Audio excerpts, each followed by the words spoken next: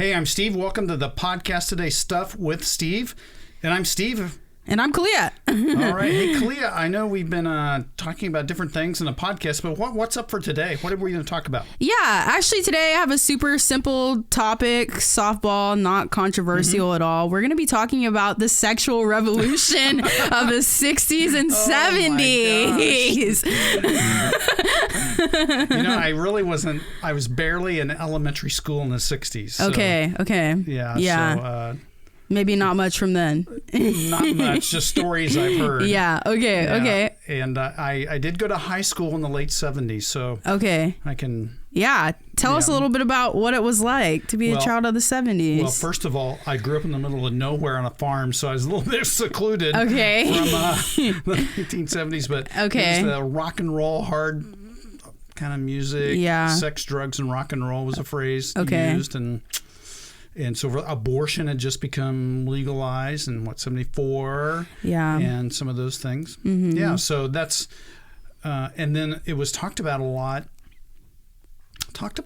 in culture then in the 60s and 70s. Woodstock. Yeah. You know, that 69. Yeah. And so forth. So that's some of the things I remember about. From you weren't there, obviously. No, I was not. What do you surmise that you've kind of heard about the sexual revolution? Yeah, I mean, I've heard a lot about Roe v. Wade in the 70s and kind of the free love movement and people doing drugs and sleeping around with each other, and that kind of being the staple of people coming into their bodily autonomy and kind of doing whatever they want to do with their bodies. And really why I brought it up is because I feel like a lot of it has impacted kind of where we are today in culture. I think a lot of that is kind of the basis and foundation of how things have continued to develop in our modern world. So, yeah. I remember my sister's Highland, 10 years older than I am, and so she graduated from high school in 69. Oh, okay, yeah. So this is her era. Yeah, she had a poster of Snoopy from Peanuts. Yeah. Sleeping on his doghouse and says, "Make love, not war." Mm-hmm. It was a common... Yeah, I've seen that phrase a lot. Yeah. So, and maybe a peace symbol was in there and those kinds of things. So now that you're talking, I remember those phrases and symbols that were going on in the 60s. We won't call it propaganda. It's just what was communicated back then. Right. So interesting. That this, the sexual revolution, why did that happen? Yeah, and what was going on? And I think, and I've never read this, but I'm surmising that part of it was soldiers came back from World War II, 1945, 1946. They had been in Europe, which has different ways of doing things, right? Morality. Mm-hmm. Plus, they were soldiers, so there's a lot of prostitution. So I think some of that had an impact on that time period too. Yeah, probably. And then probably I don't know how to phrase this, technology, because not only was abortion legalized, but the pill came out. So the risk of pregnancy diminished. And so there's sex without consequences. Yeah, that's probably true. Right. Yeah. And the other technology thing was penicillin. So sexually transmitted diseases, penicillin came... in the 30s, maybe the 1940s. Mm-hmm. So all of a sudden you have something to treat sexually transmitted diseases. Yeah. So the risk went down and the reward went up. Yeah. Interesting. I guess that's the way you could say that. And I think today we see this with anonymity in the internet. Okay. When it comes to free sex. Yeah. Oh, yeah. Mm-hmm. Yeah. Mm-hmm. So. In the 60s and 70s, you'd go off to college and all the restraints are thrown off. Mm-hmm. And then they get thrown off again because of the anonymity of the internet, I think. I see. I think that's... Yeah. The internet kind of allows you to do whatever you want to do. I mean, it's bunk wild. You find things that you're not even looking for on the internet, let alone prostitution and easy access to people. So, yeah, I think that's increased it a lot. So I heard it said this way. I have a question for you. Mm-hmm. So on 9/11, the Twin Towers fell. Yeah. And the reason they fell was because of gravity. Okay. That's a true statement, right? Yeah. So when we talk about the sexual revolution, I guess the point is the Twin Towers fell. There's more to the context. Right. Yeah, There's a lot more to it. Yes. And it goes than back just gravity. to maybe the 1950s with the U.S. being involved in Tehran and the Iranian Revolution, and just a series of things that probably led to 9/11. Yeah. So if I say, hey, the Twin Towers fell because of gravity, well, that's true, but that's missing the entire point. Right. There was so much more to it. Yeah. So some people would say that the sexual revolution occurred because of sin. Okay. And we go, well, yeah, okay, sure. Obviously, right. But there's far more to the context than sin. Yeah. So all those things that we talked about, technology changes, and then social, it would seem to me, social norms. Yeah. There was an intellectual shift, and social norms changed a lot. Yeah. Yeah, that's pretty interesting. So how do you think, looking at 2022, how did we think we got here from there? Well, I think the things like the advent of the pill, safer sex that people talked about, and then education would be in the university construct. Everything, what traditional Christian values were frowned upon. Yeah, or mores were frowned upon. Yeah. So all of a sudden, everything is okay. Yeah. There's no limit. If we lived in the Middle East, in a Muslim country, none of this would fly. None of this would fly, right? Absolutely not. Right? Yeah. But we live in America, so I think that's part of the thing. And what's really interesting to me is that we might say that a culture might say that having multiple sex partners before you marry is fine, or homosexuality is fine, but it's not fine to get married to your brother or sister. Yeah, it's like, where's the line, huh? Yeah, who's deciding that one? Yeah, exactly. So incest is not okay, but sleeping around with 10 different people is. Right. Or even our government says that you can't be married to 10 people at once. Yeah. Polygamy's out. Right. But you can. What's the logic of that if everything else goes? Right. Yeah. Where is the line? Yeah. So the line is blurred. It's so blurry. It's blurry. And so I think that's part of the. Well, I think the people who are trying to be with 10 other people and, having sexual relationships are probably asking the same question. They're like, this is okay, but this isn't. So then how do you legislate morality? Or can you? You probably can't, right? I mean, in some ways we do, because we say stealing's wrong, you can go to jail. Right. Yeah. So that's. But can we to 100%? When it comes to sexual morality, it seems like there's, get your hands off of that. Yeah, don't touch that one. That's the cookie jar. That's the. Yeah. Right. So somehow that became a more profound issue. And so interesting. I think, it's just me, that part of it has to do with our identity. Yeah, because I'm deriving my identity from my sexuality, and that's probably a new thing. Yeah, that is a new thing. And I think that's what's driven a lot of where we got today. Yeah, that's true. Because now, I mean, everything says that our feelings validate and define who we are. And so if you're feeling an inclination towards somebody, then for some reason that becomes everything that you are, rather than what we believe is that God says who you are despite whatever sin or attraction you have. So I think that's a big part of it. When I was reading about this, I read a lot about the media's influence on this stuff developing, and particularly Playboy and some of the books that were coming out in the 70s and 80s, and how those things have kind of morphed into a society now where porn is okay, sleeping around is okay. There's no anymore. There's no limit to anything. And I think it's a warning for us that if you start to open up a can of worms, you can believe that all of the worms are going to eventually come out. And people often think it starts with something small like a Playboy magazine, but now we're 40, 50 years down the line and most Americans have a porn addiction. So I think there's something to that. Yeah. I think you're right. I hadn't thought about that, but I think Playboy came out in the mid-50s with Marilyn Monroe. Yeah. So, and it used to be so you wouldn't understand this, but you'd go to a 7-Eleven store and all the dirty magazines would be hidden and you'd have to ask for them. And then all of a sudden they're available. And then all of a sudden, I don't even know if they sell them anymore because you get it for free on the internet. Yeah, it's true. Yeah. So everything's so accessible. That's a dynamic that's happened. Yeah, huge dynamic. Absolutely. And I think you can see it. You mentioned it in TV and culture. Yeah. How much that's changed. Yeah. I feel like if I watch a show from, even the 80s, like marriage is still something that people look up to and pursue, and premarital sex is frowned upon. Somebody might not say that explicitly in a show, but it's kind of alluded to. And now it's just, you can have sex with who you want to have sex with whenever you want to have sex with that person. And marriage isn't even a topic of conversation in most television shows. So yeah, I think our media has really pushed a lot of this stuff forward, which is unfortunate because we just want to entertain. We just want to be entertained, but it's also like we can't just mindlessly consume things because there is messaging in everything that we watch and read and do.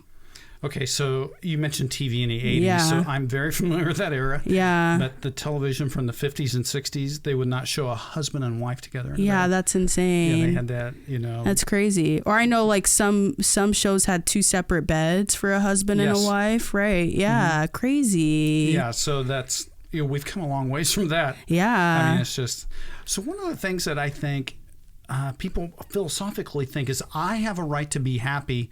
That makes me happy. I want to do that. Yeah. Yeah, that's true. That's what people believe. Yeah. Like I said, it goes all back to our feelings, right? If something makes me feel good, I'm going to do it and nobody can tell me to do otherwise. Yeah, don't invalidate my feelings. Absolutely not. Yeah. Because my identity is wrapped up in my feelings. That's like the golden rule. Yeah, exactly. Because their identity is wrapped up in it. So what do we say as Christians to that?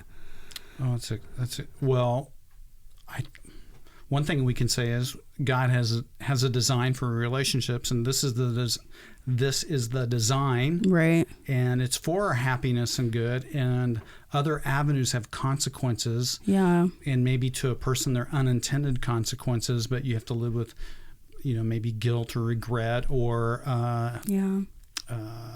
giving up a baby in adoption or abortion or something like that. Yeah. So I think we can point out those things, but I think a step back would say that your first and foremost relationship that can really bring true fulfillment is a spiritual one with Jesus. Yeah, it's true. So I think that's one response we can make as Christians. Yeah, because the root of it is they're searching for fulfillment in other things. I think it was Chesterton, the British philosopher poet, who said every guy that goes to, in his day, a brothel is looking for God. That's a very interesting comment because what he's saying is they're looking for fulfillment. I think that's what he means by that. Yeah.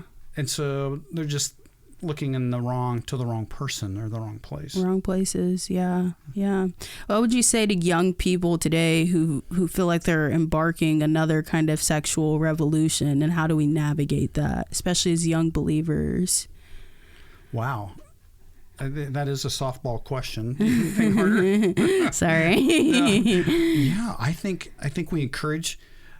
I think my role as a pastor is encourage people to look to Scripture. Yeah. If they're not believers, then maybe that's not an option. But encourage them to look to Scripture, that there is a relational God who wants to relate to us. Let's see what he says about this. Yeah. And let's understand it. He says these things about sexuality for our protection, for our boundaries, because in 1 Corinthians talks about sexuality actually harms our bodies and harms the body of Christ when we misuse it. Yeah. And so I think we need to take those things seriously and consider those things. We can teach that. Yeah.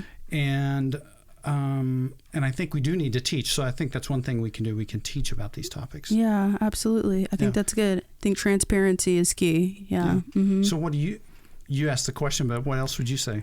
Yeah, I mean, I would say having conversations like this. I know it's not always the most comfortable, especially in a church setting, to talk about sex, but I think if you don't find the answers within your community or obviously within your relationship with Jesus, then the world is going to educate you on how to deal with these things, and oftentimes it's not in healthy ways. So I would say engaging in open and transparent conversations and asking hard questions and not being afraid to ask them. So this week, tough decision, or no, the information came out about Roe versus Wade. Yeah. So my understanding, you probably more up on it, that a draft was leaked of a decision, and it may not even be the final wording, probably not. Yeah.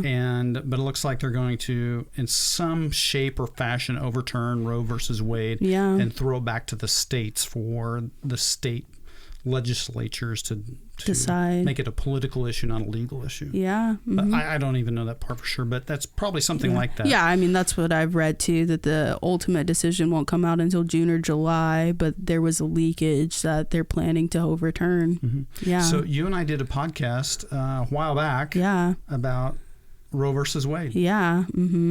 Yeah. So what do you think the outcome will be culturally? You're on top of the culture. You're the social media expert in our office. I mean, I can't even imagining a world where Roe v. Wade is overturned is like, I can't, it's like surreal to me, because my whole life it's been legislated and implemented. But the cultural backlash will be intense. I think we'll see protests probably at the Capitol and other state capitals. And I think people are going to rage, mostly online. I've already seen people posting things that say, what is it? You can't ban abortion. You're only banning safe abortion. So this is just going to cause people to do at-home abortions and hurt themselves. So people are already, I feel like, raging. I think I saw that same post like 5 times on 5 different people's stories yesterday. But I anticipate a lot of keyboard warriors and maybe some protests and some upset about women's rights being infringed upon. So somebody dropped off to me the statistics of abortions in Lane County. Okay. And unfortunately, it's underneath all my stack of papers. I can't drag it out. But there are 300,000 people who live in Lane County, approximately. And in 2017, I think there were 630 abortions. Okay. Last year, there were only like 220. There were only 220? Yeah. Wow. Something like that. So my question is, why? Why did it decrease so much? Good question.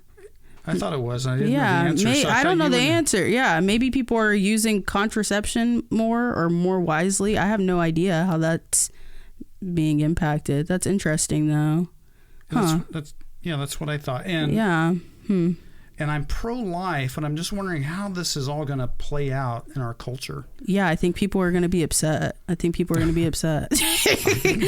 already upset. But then I think too, I don't know how much of an impact overturning Roe v. Wade is going to be if it falls back on the states to make the decision. I mean, we'll probably see, Bible Belt make decisions to ban abortion, but then people could still come to Oregon and California to get abortions if they wanted to. So I wonder how much of an impact it's actually going to have on abortion numbers overall, if it's truly going to do its job in discouraging and disabling it. I read something that said states will actually be able to sue other states that perform abortions on their citizens or residents. So that'll be interesting to see how it plays out. I wonder if clinics here will even allow people from other states to come, because it could ultimately harm them. So I'm not sure how it'll play out. I think ultimately people will be upset and they will do anything they can to get their way, which is unfortunate because, we're obviously pro-life and we believe that children's lives have sanctity. So I don't know. It's kind of crazy. Like I said, I would have never imagined. This is super surreal. So yeah. Yeah, I've been looking at the abortion issue for a lot of years. Yeah. And I do believe that abortion is wrong for a lot of reasons we talked about in another podcast. Yeah. And I do think it applies to the sexual revolution that we were just talking about, because Margaret Sanger and Planned Parenthood. Yeah, well, I get triggered about this one. Yeah. With, Margaret Sanger for good reason. And, right. And that just fueled or added to the sexual revolution. Yeah, it did. Revolution. Yeah, it absolutely did, because people are saying, I can have sex and I can take the pill, and if I don't take the pill and I happen to get pregnant, I can have an abortion. Mm-hmm. And there's all these outs for the consequences of their actions. So yes, very frustrating. I read something before we did this podcast, and it said, Washington Post, I think, something to the effect of this is going to impact communities of color all the more because they don't have access to health care as is. And I just feel like, and the legacy of Margaret Sanger, this targeting of communities of color and trying to convince people that they're not capable of having healthy children and raising them. So it's very frustrating. So she was to hear that language. She was a racist. Yeah. Yeah. So yeah. Yeah. The whole Roe versus Wade. I think for sure we can say people are mad. Yes. Yes, like a no-brainer, they're mad. Right? Yeah. And how Christians respond is going to be important too, that we don't the stupid knuckleheads who blow up abortion clinics, which that hasn't happened for years, or just something violent, is totally, please don't do that. That's just totally wrong. Yeah. But if we can respond by saying, God, I always felt this way, we need to be adopting babies. Absolutely. If we're going to be pro-life, we have to be adopting. Yeah. Mm-hmm. Yeah. Strongly. Yeah. So I have on my laptop a PhD dissertation. Okay. that I will never read. Lovely. About a guy named Tertullian. I mentioned this in the last podcast, and he lived in the 2nd century AD, very prominent Christian philosopher, but he wrote extensively on the evils of abortion. Wow. Yeah, I didn't know that. That's cool. Very strongly. He was one of the original pro-life. Wow. So the church was pro-life from the very beginning.